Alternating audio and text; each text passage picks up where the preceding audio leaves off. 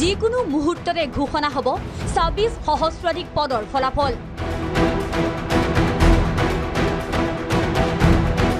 ফলাফল প্ৰকাশৰ বাবে সাজু সেৱা কৰ্তৃপক্ষই।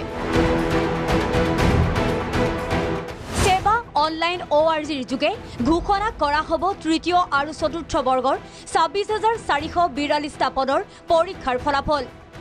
উল্লেখ্য যে তৃতীয় বৰ্গৰ ১৩,৩০০টা পদ আৰু চতুৰ্থ বৰ্গৰ ১৩,৩৪১টা পদৰ বাবে লিখিত পৰীক্ষাত অৱতীৰ্ণ হৈছিল মুঠ ১৫ লাখ পৰীক্ষাৰ্থী।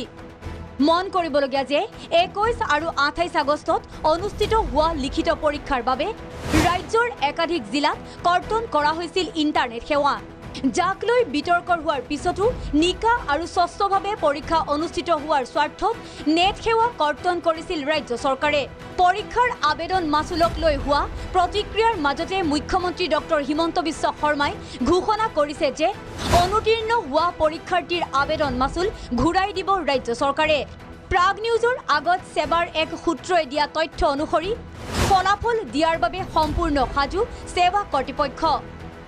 চৰকাৰৰ সেউজ সংকেত লাভ কৰিলেই চলিত সপ্তাহতে ঘোষণা হোৱাৰ সম্ভাৱনা পৰীক্ষাৰ ফলাফল। শেহতীয়াকৈ ফলাফল প্ৰকাশৰ দিন চমু চাপি অহাৰ লগে লগে টকাৰ বিনিময়ত চাকৰিৰ প্ৰসংগক লৈ সংশয় প্ৰকাশ কৰিছে একাংশ প্ৰাৰ্থীয়ে। সামাজিক মাধ্যমতো প্ৰকাশ কৰিছে এনে এক আশংকাৰ, কিয়নো ভিক্টৰ দাসৰ টুইটক লৈ সৃষ্টি হৈছিল তীব্ৰ বিতৰ্কৰ।